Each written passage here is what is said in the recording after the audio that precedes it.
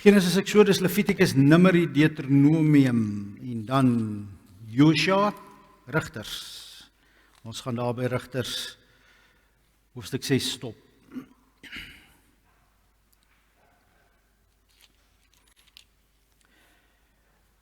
Ek kan eintlik die hele storie van Gideon vir u lees, Rigters 6, 7 en 8. Maar hoofstuk 7 en 8 gaan ek vir u los om self vanaand of môre of wanneer ook al by die huis te lees, om self verder die storie en die geloofsgeskiedenis, heilsgeskiedenis wat God, die pad wat God met die volk en met met Gideon stap, kan u self verder lees. Ek gaan daar die eerste hoofstuk van Rigters 6 vir u lees, van Gideon se lewe en hoe dit hier opgeteken is. Daar sê hy, met die Bybels oop voor ons. Kom ons buig die hoofde, dan bid ons saam. Ons hemelse Vader, Here, U wat Vader is in die hemele, dankie dat ons vanmôre hier kan saam wees, saam in hierdie gebou, saam as gemeente, saam as liggaam van Christus, maar ook deel van die groter liggaam van Christus. Hemelse Vader, ons kom buig voor U vanmôre. Dankie dat U besig is, dat U met die geskiedenis op pad is. Here, dat U regeer oor wat gebeur in hierdie wêreld. Dankie dat ons ook iewers op hierdie heilspad onsself nou bevind in 'n stuk van die geskiedenis met sy eie uitdagings en met sy eie tendense en gebeure. Ons bid, Here, soos ons gesing het, lei U ons lig in hierdie duisternis. Lei U ons om U te volg, Here, om as verlostes U te volg. Ons bid dit in Jesus naam. Amen. Amen. Nice. Vriende, ons lees saam Rigters 6. Die Israeliete het gedoen wat verkeerd is in die oë van die Here, en hy, hoofletter die Here, het hulle 7 jaar lank oorgegee in die mag van die Midianiete. Hulle het die Israeliete hard behandel, en daarom het hulle langs die bergstroompies, dis nou die Israeliete, het weggetrek van hulle huise af, en daar langs die bergstroompies in grotte en in ander ontoeganklike plekke gaan bly. So die Midianiete kom in, en hulle is rof met hulle hard behandel, en daarom het hulle langs die bergstroompies in grotte en in ander ontoeganklike plekke gaan bly. Wanneer die Israeliete iets gesaai het die Midianiete teen hulle opgetrek, saam met die Amalekiete en ander mense uit die ooste. Dan slaan die Midianiete kamp op en vernietig die opbrengs van die land, selfs tot by Gaza se wêreld. Hulle het nie 'n dier in Israel lewend agtergelaat nie. Nie 'n skaap of 'n bees of 'n donkie nie. Die Midianiete het met hulle veetroppe gekom en kom tent opslaan. Hulle was so baie so sprinkane. Hulle en hulle kamele kon nie getel word nie. Hulle het die land kaal gestroop. Hulle het die Israeliete arm laat word. En toe het die Israeliete tot die Here geroep om hulp. Toe hulle tot die Here roep om hulp teen die Midianiete, het hy 'n man gestuur om onder die Israeliete as profeet op te tree, en hy het vir hulle gesê: So sê die Here, die God van Israel, ek het julle uit Egipte laat wegtrek. Ek het julle uit die plek van slawerny bevry. Ek het julle gered uit die mag van Egipte en van almal deur wie julle verdruk is. Ek het hulle laat plek maak vir julle, en ek het hulle land vir julle gegee. Ek het vir julle gesê, ek is die Here julle God. Julle mag nie die gode dien van die Amoriete, in wie se land julle woon nie. Maar julle het nie na my geluister nie. Daarom het 'n engel van die Here daarna het 'n engel van die Here gaan sit onder die groot boom in Ofra, wat behoort het aan Joas, die Abeseriet. Sy seun Gideon was besig om koring uit te slaan in 'n paskuip waar hy weggekruip het vir die Midianiete. Die engel van die Here het aan hom verskyn en vir hom gesê: "Die Here is by jou, dapper man." Maar Gideon het vir die engel gesê: "Ekskuus meneer, maar as die Here by ons is, waarom kom al hierdie dinge oor ons? Waar is al sy magtige dade waarvan ons voorvaders ons vertel het toe hulle gesê het die Here ons uit Egipte bevry nie? Nou het die Here ons in die steek gelaat. Hy het ons oorgegee in die mag van die Midianiete." Toe het die Here na Gideon toe gedraai en vir hom gesê: "Gaan met die krag wat jy het en gaan red die Israeliete uit die mag van die Midianiete. Toe, ek stuur jou." Maar Gideon sê vir hom: "Ekskuus meneer, waarmee sal ek die Israeliete gaan red? Die familie waaraan ek behoort is die armste in die hele Manasse, en van my pa se kinders het ek die minste aansien." Die Here het hom geantwoord: "Ek is by jou, en jy sal die Midianiete verslaan asof hulle nie meer as een is nie." Gideon het vir hom gesê: "As u so vriendelik wil wees, doen tog vir my 'n wonder, dat ek seker kan wees, dit is u, Here, wat met my praat. Moenie hier vandaan af pad gee nie, dat ek tog net gou 'n offer voor u kan kom neersit." Toe sê die Here: "Ek sal wag tot jy terug is." Gideon het toe 'n bokkie gaan gaar maak, en van 16 kg meel het hy brood sonder suurdeeg gebak. Hy het die vleis in 'n mandjie gepak en die sous in 'n pan gegooi en vir die engel van die Here gebring onder die groot boom. Toe Gideon dit nader bring, sê die engel van God vir Gideon: "Vat die vleis en die brood sonder suurdeeg en sit dit op hierdie rots en gooi die sous daaroor." Hy het so gemaak, en toe raak die engel van die Here met die punt van die stok in sy hand aan die vleis en die brood. 'n Vuur het uit die rots uit opgevlam en die vleis en die brood verteer. Daarna is hy van Gideon af weg. Gideon het besef dat dit die engel van die Here was, en hy het uitgeroep: "Ag Here my God, ek het die engel van die Here van aangesig tot aangesig gesien." Toe sê die Here vir Gideon: "Wees gerus, moenie bang wees nie, jy sal nie sterf nie." Gideon het net daar 'n altaar vir die Here gebou en dit genoem die Here Geris. Die altaar staan vandag nog in Ofra van die Abeseriete. Daardie nag het die Here vir Gideon gesê: "Vat 'n groot bul, die 7 jaar oud bul van jou pa, die tweede bul. Breek jou pa se altaar vir Baal af en kap die gewyde paal daar langs aan af. Bou dan 'n netjiese altaar vir die Here, jou God, bo-op daardie versterkte plek. En vat die bul en offer dit as brandoffer. Jy moet die hout gebruik van die gewyde paal wat jy afgekap het." Gideon het 10 van sy slawe gevat en gedoen wat die Here hom beveel het. Hy het dit in die nag gedoen. Hy was bang vir sy pa se familie en vir die stad se mense om dit oordag te doen. Toe die stad se mense die volgende môre opstaan, was Baal se altaar afgebreek en die gewyde paal daar langsaan afgekap, en was die bul 'n brandoffer op die altaar wat gebou is. Hulle het vir mekaar gevra: "Wie het dit gedoen?"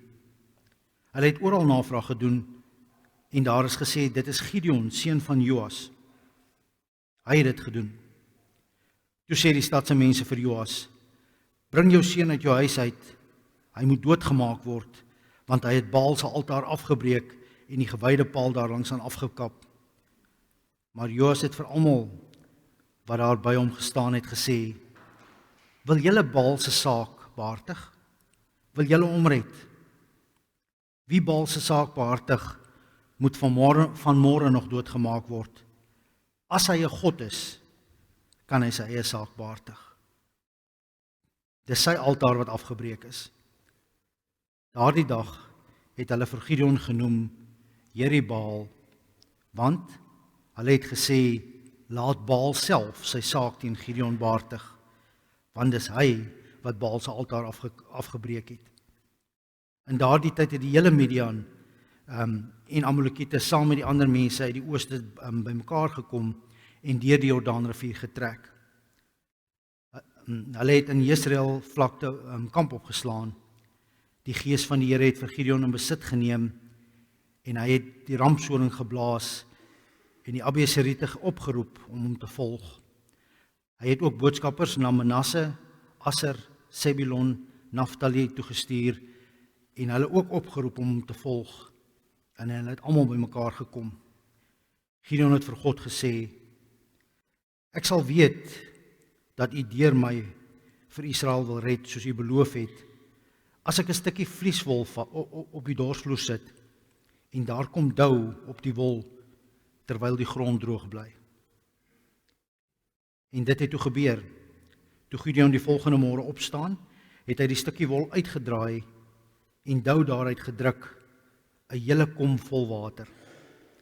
Toe sê hy vir God: Moet asseblief nie vir my kwaad word nie. Ek wil nog 'n keer iets vra. Laat my tog net nog een toets met die vlieswol doen, of met die vlieswol toe. Net die wol moet droog wees, terwyl oral op die grond dou is. Daardie nag het God dit so laat gebeur, die wol was droog en oral op die grond was daar dou.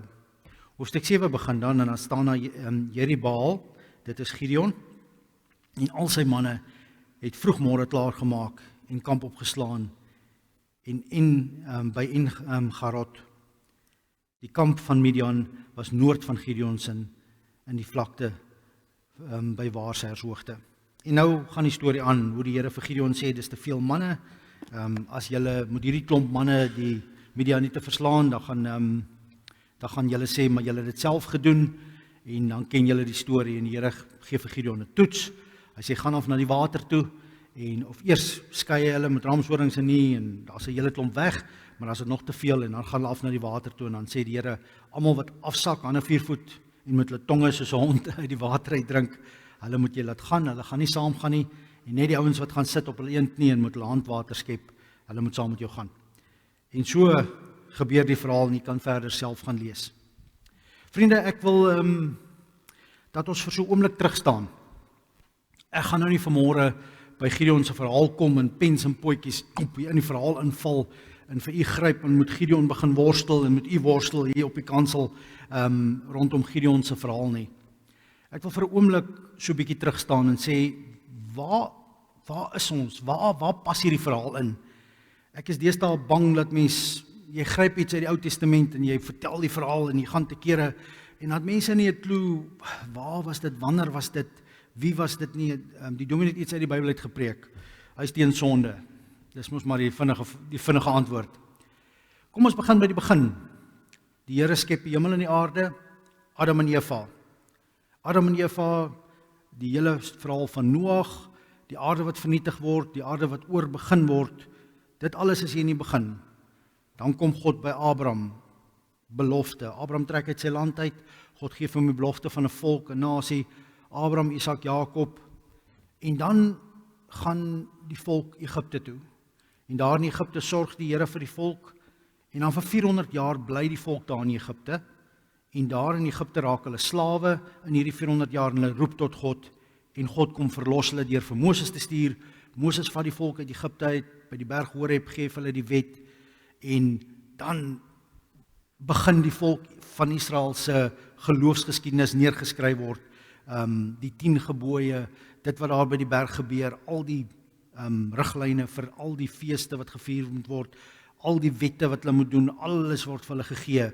So, jy het Genesis en Exodus, die Exodus pad, maar dan Levitikus, Numeri en Deuteronomium is hierdie klomp wette, hierdie klomp goede, en dan aan die einde van die tog, 40 jaar in die woestyn, dan kom hulle by die Jordaanrivier, Moses gaan nie die beloofde land in nie, Josua vat die volk in die beloofde land in, en nou gaan hulle in die beloofde land in, en daar begin bly hulle.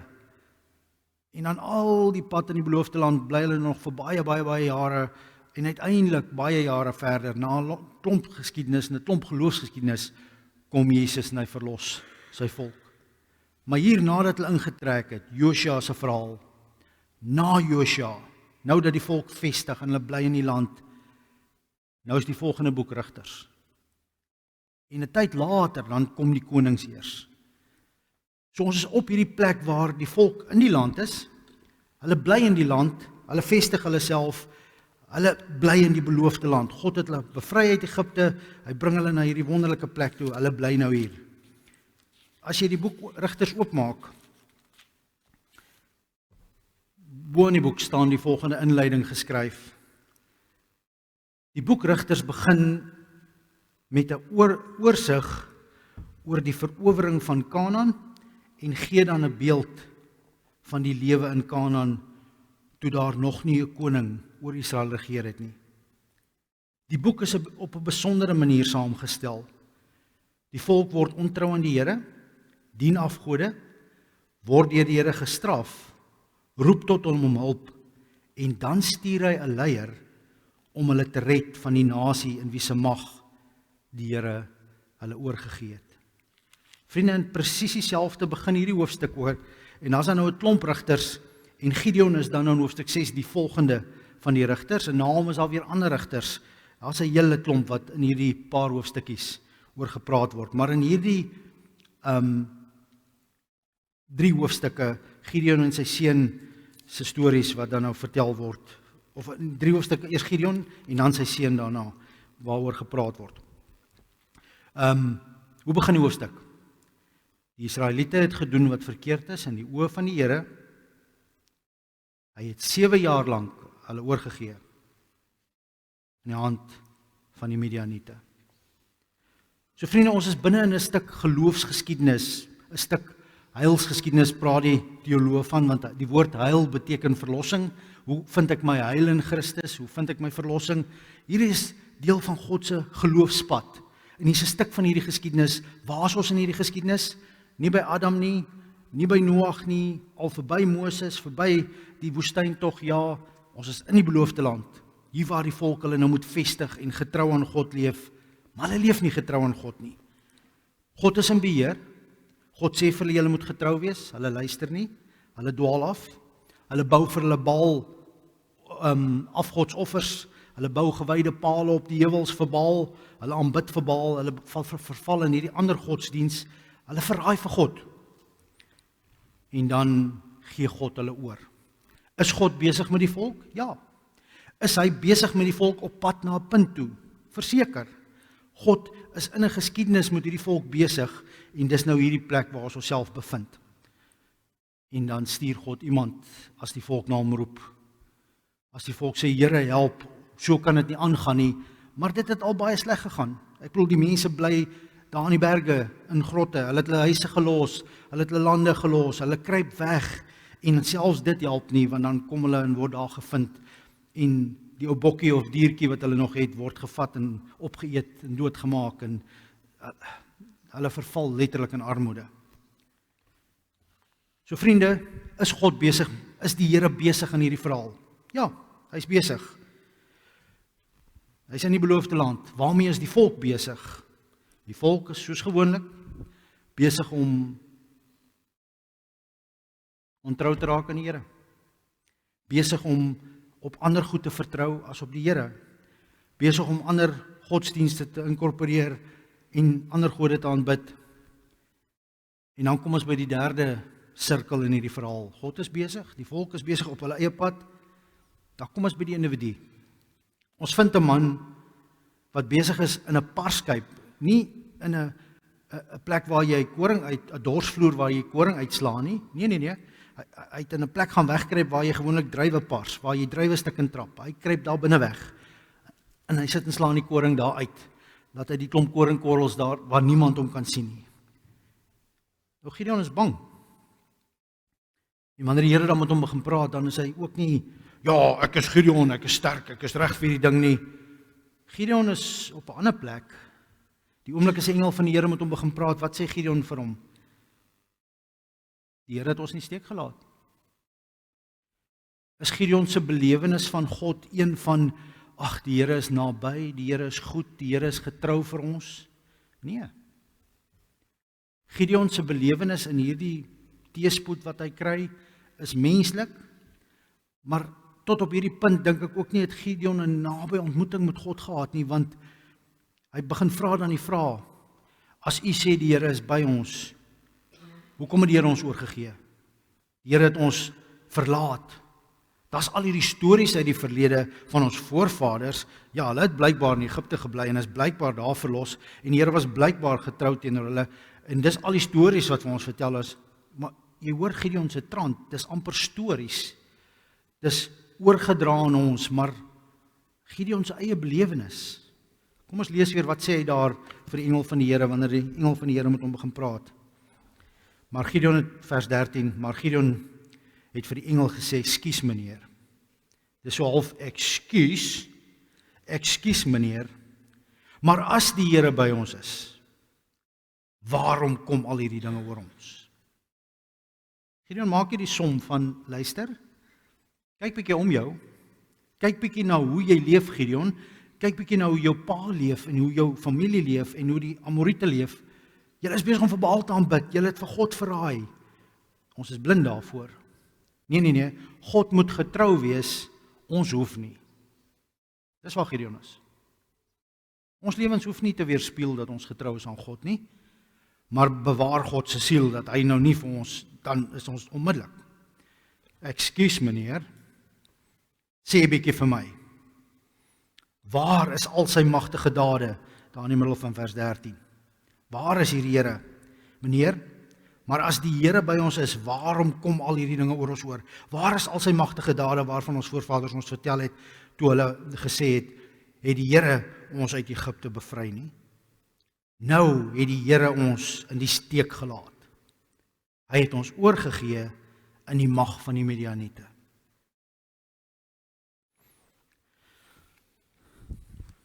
Vriende, as jy later weer hierdie verhaal gaan lees en jy lees deur die verhaal, let bietjie op wat gebeur met die individu wanneer hy in 'n gesprek met God gaan. Wat gebeur met Gideon wanneer hy met die Here begin stry, redeneer? Gideon is nie besig om voor God te kom sit, ag, almagtige Vader, hemelse God. Hy is nie besig om met stropies en sy beste sondagklere hier voor God te kom val en hom glad nie. Hy's daar op sy daaglikse sukkel en hy begin onderhandel met God en sê: Here, hoekom? Ekskuus meneer, maar hoekom as die Here? As die Here dan, hoekom? Hoekom? Maar wat gebeur wanneer hy met God hierdie hoekom begin praat? Wanneer hy met God begin, of God se engel begin sê, maar hoekom is dit en hoekom is dat? Wat gebeur wanneer die mens in daardie kontak kom en God begin antwoord hom, en God begin sê vir hom, mag gaan red die Israeliete. En dan sê hy baie eerlik, ek is nie armste familie en ek is die minste aansien in my hele gesin. Hoe sal ek, met waarmee, met wat? Die verhaal wat in hierdie hoofstuk vertel word, is nie 'n hero verhaal van 'n Gideon wat hierdie wafferse held was nie. As ek die volgende hoofstukke gelees het, sou jy gehoor het hoe selfs die veldslae Gideon se dade maar eintlik nie eers genoem word nie. Bittermin, hy sal die ramshorings by die ouens vat en hulle huis toe stuur, en dan sal hy sy 300 man in 3 groepe van 100 verdeel, en dan sê hy vir hulle, julle moet die fakkels lig en julle moet die ramshorings blaas, en dan staan net die volgende sinnetjie, en die Here het dit bewerk, dat die vyand daar in hulle kamp deur mekaar raak en mekaar begin doodmaak. En daarna het Gideon hulle agtervolg. Daarna het Israel hulle agtervolg. En dan word die verhaal verder vertel, hoe hy by die dorp kom en sê, gee vir ons kos, en dan sê die mense vir hom, sorry, ou perd, ons gaan jou nie ondersteun nie. Hy sê, ek gaan terugkom, en dan gaan julle les op sê, en hy doen dit. En dan sê hy vir die volgende dorp, en hulle is selfe, en dan sê hy, maar ek gaan hierdie toring kom afbreek, en hy maak die mense van daai dorp later dood, as hy terugkom en hulle het hom nie ondersteun nie. Maar dis nie Gideon wat die veldslae regtig wen nie, dis eintlik God wat kom intree. Elke keer word die verhaal vertel van God wat wonders doen, God wat kom wys. Dis 300 man teen soveel soos die sprinkane, soveel soos die sand van die see, 300 man, dis 'n onmoontlike stryd. maar God kom doen dit. Vriende, ek wil nie veel verder aangaan vanmôre nie. Ek wil net vir 'n oomblik uit Gideon se verhaal uitklim en vir ons vra, hoe raak dit ons vandag? Hoe raak die verhaal van 'n ou boertjie, 'n ou seentjie uit 'n familie wat nie veel aansien het nie, 'n ou bangbroekie wat daar in 'n parskyp sit en koringkies uitslaan vir sy familie, dat hy net kan die koring bymekaar maak. Hy het dit dan, lyk my, daarvoor dit ook gedoen, want daar was dan 16 kg meel waarmee hy 'n broodjie kon bak. So dit was nie die eerste dag wat dit gedoen is nie, daar was al meel. Daar was dan 'n koringkie geplant en gewerk. So hierdie ou werk en hy doen sy goed, maar hy's 'n bangbroek. Hoe raak hy die held van die storie? Vriende, hoe raak hierdie verhaal jou in jou lewe? Waar's ons nou? Ons is nie in die beloofde land pas aangekom. Die volk is besig om ontrou aan God te wees nie. Waar's ons in die heilgeskiedenis? Nee, ons is bietjie verder. Jesus het nou al gekom. Jesus het opgevaar hemel toe. Dis 2000 jaar later. Daar het 'n hele klomp goed gebeur in die heilsgeskiedenis daarna. Die klomp apostels het die verhaal eers oor vertel en toe het die apostels begin sterf en toe besef hulle maar hulle moet hierdie verhaal op skrif kry en hulle het die Bybel begin skryf en hulle het briewe geskryf en dis aan mekaar gesit. 300 jaar later word daar 'n vergadering gehou. Hulle besluit, okay, wat is al die boeke van die Bybel? Dis vas. En dan loop daar 1000 jaar wat die kerk aangaan en dan in die 1500, 1600, 1700s die reformatie en alles wat daar rondom gebeur, die kerk wat weer 'n nuwe rigting inslaan, terug na die Bybel en die oorsprong waarvan toe. So daar was weer 'n afdwaal in hierdie tyd. En dan 500 jaar later dan bevind ons onsself hier in die suidpunt van Afrika, iewers tussen die hemelvaart en die wederkoms, hier iewers. Ek weet nie presies waar, aan watter kant ons die naaste is nie, maar ons is 2000 jaar van die hemelvaart af op pad na die wederkoms toe. Dis waar ek en u mekaar bevind. Is God besig met sy heilsgeskiedenis? Is God nog steeds besig met sy werk? Ja. Gee God soms sy volk oor aan die vyand, wanneer hulle nie gehoorsaam is nie? Ja.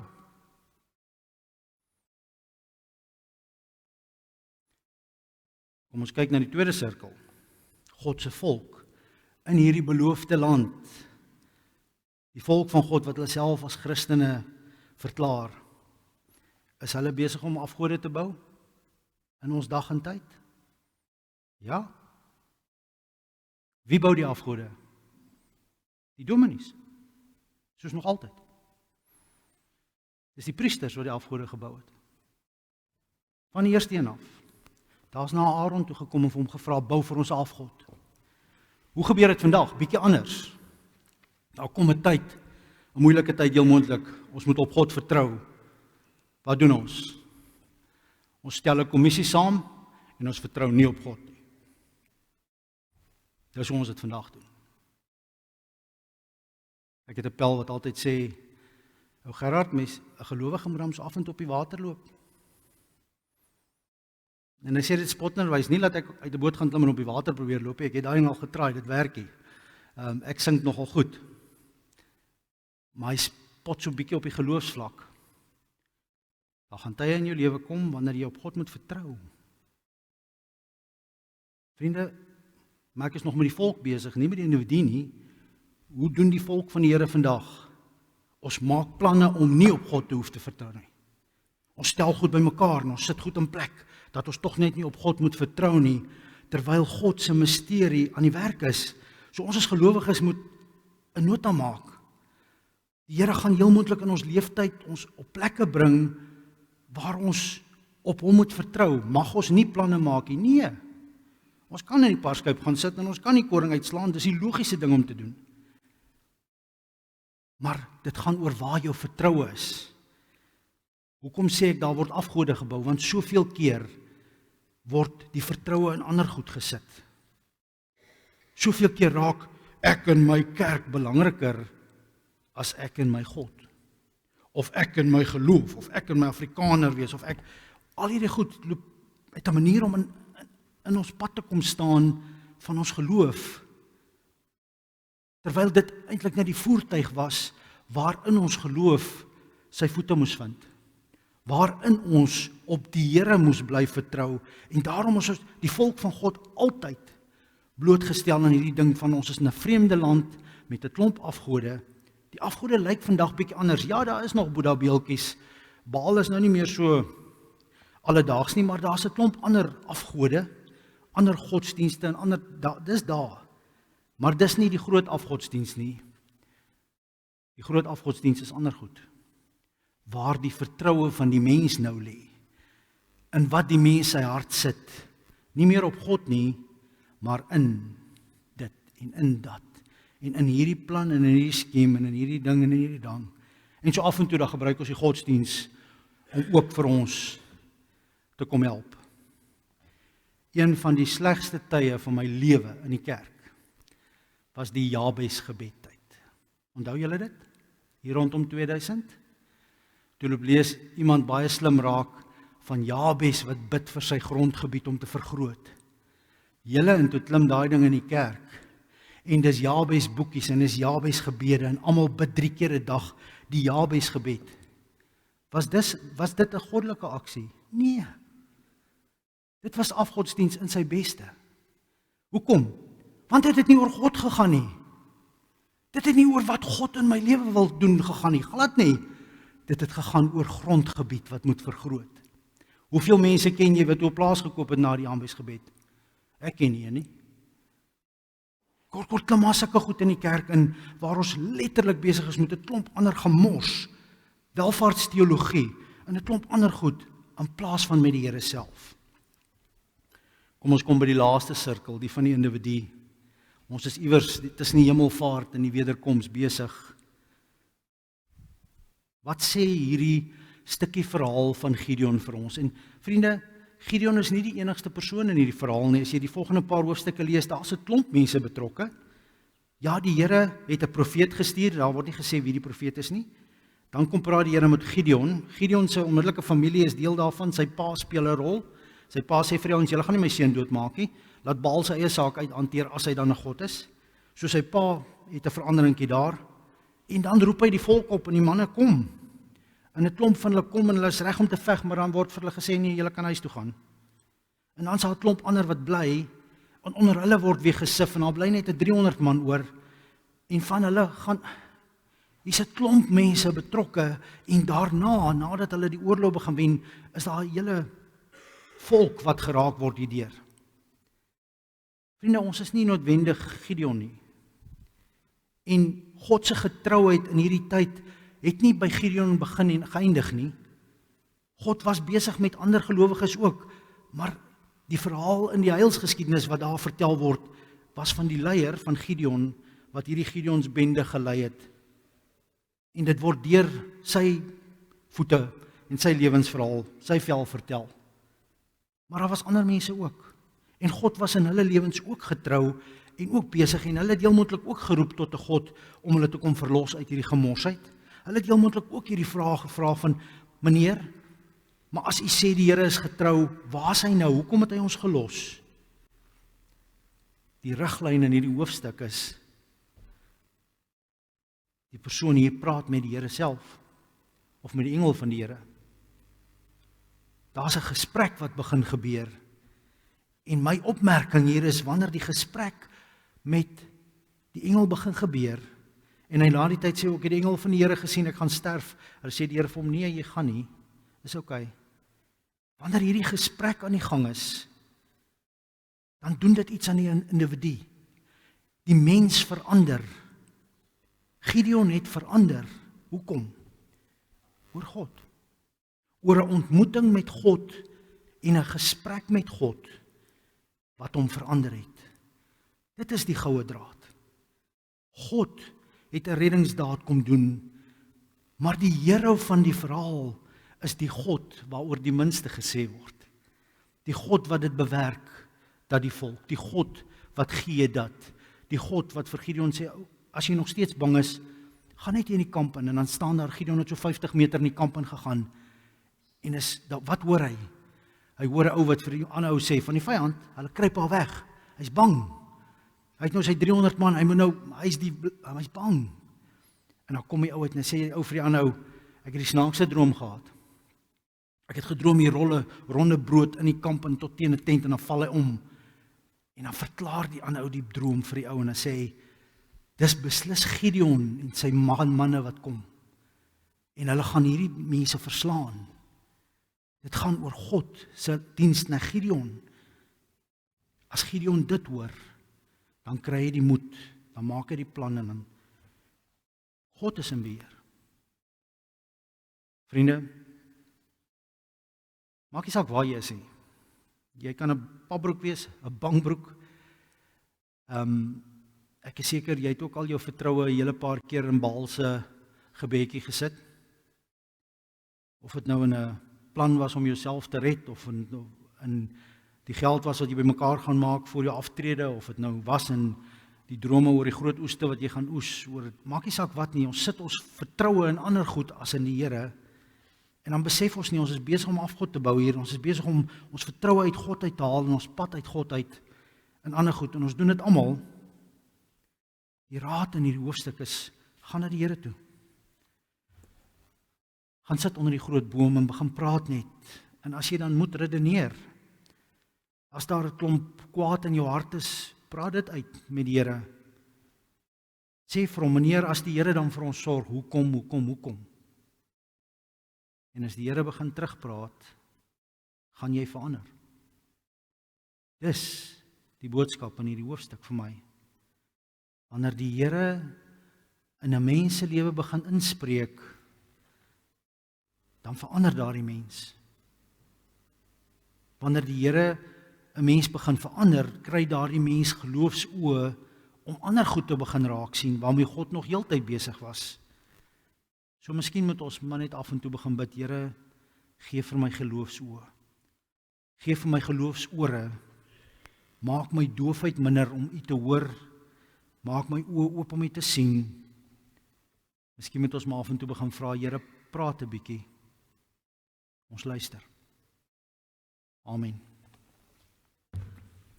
Kom ons buig hoofde, dan bid ons. Ons hemelse Vader, baie dankie, Here, dat U met ons besig is op hierdie heilspad. Op hierdie geskiedenis, iewers tussen die hemelvaart en die wederkoms. Here, ek kom bid vir ons elkeen. Ek bid, Here, waar ons besig is om ons koring uit te slaan, kom ontmoet vir ons ook asseblief. Kom dra vir ons, kom lei vir ons. Ek bid vir hierdie gesprek, Here, met U, verander vir ons ook so asseblief. Deur die Gees wat in ons harte spreek, deur die woord, deur hierdie pad wat ons met U stap. Here, bewaar ons asseblief om nie kort iets in plek te sit, sodat ons U kan sidestep nie. Geef vir ons die geloofsoë, dat wanneer daardie tyd oor ons pad kom, wanneer ons moet vertrou, Here, dat ons in U sal vertrou. Dat ons daardie moeilik sal doen om na U toe te kom en te sê, Here, hier is ek. Hoe nou? Here, waar ons met ons menslike gemors sit baie keer. Dinge wat nie reg loop nie, ons lewens wat nie reg loop nie, ons verhoudings wat nie reg loop nie. Bring ons dit ook na U toe en vra, kom asseblief. Bring U redding ook daar. Ons bid dit in U naam. Amen.